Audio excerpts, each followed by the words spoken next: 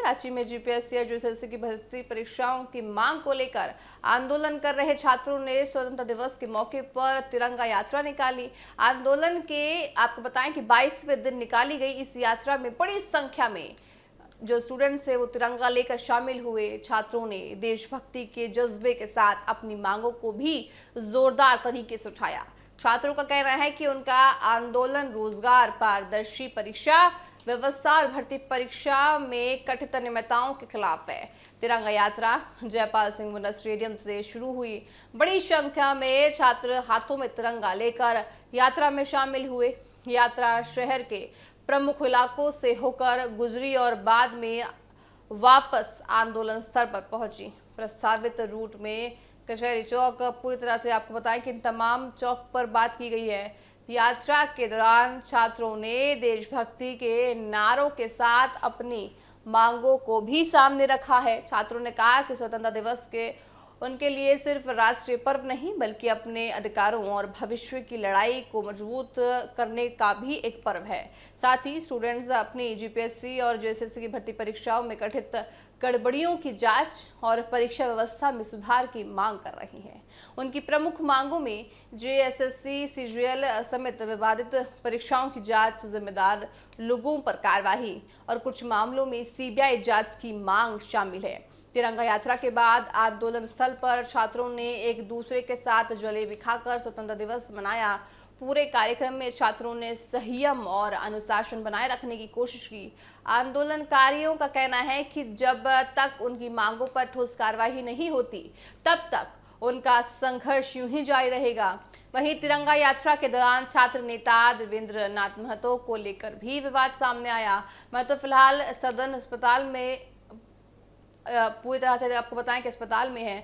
उनका आरोप है कि जयपाल सिंह स्टेडियम में झंडा फहराने। आपको बताएं कि इसी बीच बड़ी खबर सामने आ रही है। संभल में स्कूल का छज्जा गिरा है, 6 साल की बच्ची की मौत हो गई। आपको बड़ी खबर बता रहे हैं जो संभल से सामने आ रही है। स्कूल का छज्जा गिरने से 6 साल की बच्ची की मौत हो गई है। बड़ी खबर आपको बता रहे हैं संभल की, जहां पे 6 साल की बच्ची की मौत हुई है, 2 बच्चे घायल है। छज्जा गिरने से स्कूल में हड़कंप मच गया है, बच्चे यहाँ घायल हो गए हैं। एक बार फिर प्रशासन की लापरवाही पर सवाल खड़े हो गए हैं। आपको संभल की हम खबर बता रहे हैं, बड़ी खबर आपको बता रहे हैं, जहां पे 6 साल की बच्ची की मौत हो गई है और कुछ बच्चे घायल संभल के स्कूल में बताए जा रहे हैं। छज्जा गिरने से 6 साल की बच्ची की मौत हो गई है, आपको बता रहे हैं। और साथ ही यूपी में पनीर और घी और क्रीम पर लगा बैन। आपको बता रहे हैं कि यूपी सरकार ने डेयरी प्रोडक्ट्स पर रोक लगा दी है। साथ ही पनीर, क्रीम, घी, छेना और खोवा पर बड़ा फैसला यहाँ पे आ गया है। बड़ी खबर आपको बता रहे हैं, लगातार यूपी में दूध उत्पादों की बिक्री पर रोक लगा दी है। यूपी सरकार का बड़ा फैसला यहाँ पे आ गया है। सुरक्षा कानून के तहत प्रोडक्ट्स पर बैन यहाँ पे लगा दिया है। डेयरी प्रोडक्ट्स पर जो ऐसे बैन लगाए हैं जो प्रोडक्ट्स खराब है, जो सेहत पर असर डाल सकते हैं। बड़ी खबर आपको बता रहे हैं, घी पर यहाँ पे बैन लगा दिया है, जो घी कहीं ना कहीं नुकसान यहाँ पहुंचा सकते हैं। योगी सरकार की तरफ से आपको बता रहे हैं कि कड़े कदम उठाए जा रहे हैं लगातार। आपको बताएं कि देखिए हम झारखंड की बात कर रहे थे, तो ऐसे में जब छात्रों ने अपने तिरंगा यात्रा निकाली तो उन्होंने सिर्फ यही कहा है कि हमें पूरी तरह से सरकार से वो मांगे चाहिए, सरकार से वो मांगे पूरी करवानी है, जिसके लिए वो 22 दिनों से लगातार प्रदर्शन पर बैठे हुए हैं। अपनी मांगों को लेकर आज भी उन्होंने तिरंगा यात्रा निकाला। पुलिस ने उन्हें रोक लिया था। महतो का दावा है कि इसी दौरान हुई धक्का मुक्की में उनके सीने पर चोट लगी। हालांकि इस पूरी घटनाक्रम को लेकर पुलिस और आंदोलनकारियों के पक्ष में अलग अलग दावे सामने आए हैं। इसी बीच मुख्यमंत्री हेमंत सोरेन ने स्वतंत्रता दिवस के अवसर पर संबोधन भी दिया, भर्ती परीक्षाओं को लेकर बात भी कही, लेकिन फिर भी देखिए छात्रों को उनकी बातों पर ज्यादा पूरी तरह से विश्वास अभी हुआ नहीं है। उन्होंने कहा, साथ ही अगर आपको बताएं कि मुख्यमंत्री ने कहा क्या, तो उन्होंने कहा कि घटनाओं से पूरी तरह पीढ़ी का पक्ष सुना जाएगा। देखिए एक तरफ आपको बताते हैं कि 2 पक्ष यहाँ चल रहे हैं, एक तरफ सरकार कुछ कह रही है, एक तरफ छात्र कह रहे हैं। हम आपको जो तस्वीर दिखा रहे हैं वो झारखंड के छात्रों की तस्वीर दिखा रहे हैं जो लगातार 22 दिनों से आंदोलन पर बैठे हुए हैं, हाथों में झंडा लेकर। हाथों में सिर्फ झंडा लेकर ही नहीं, दिल में भी झंडा लेकर, और दिल में देश के प्रति माता के प्रति, देश माता के प्रति कहीं ना कहीं अपने आप को समर्पित उन्होंने देश के लिए कर दिया है, क्योंकि लगातार वो आंदोलन पर बैठे हुए हैं, भूख हड़ताल पर वो बैठे हुए हैं। तो साफ तौर से वो यही चाहती हैं कि जो तमाम उनकी मांगे हैं सरकार उनकी मांगों को पूरा करे।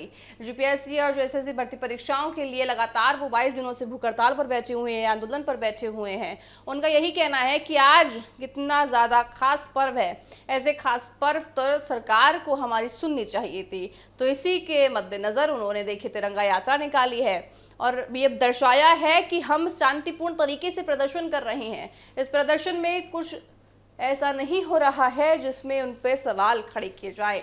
वहीं मुख्यमंत्री की बात कही तो मुख्यमंत्री ने क्या कहा? मुख्यमंत्री ने युवाओं को भरोसा दिलाया है कि उन्हें न्याय मिलेगा और ये न्याय निष्पक्ष तरीके से होगा। हेमंत सोरेन ने परीक्षा व्यवस्था में व्यापक सुधार की जरूरत पर भी जोर दिया।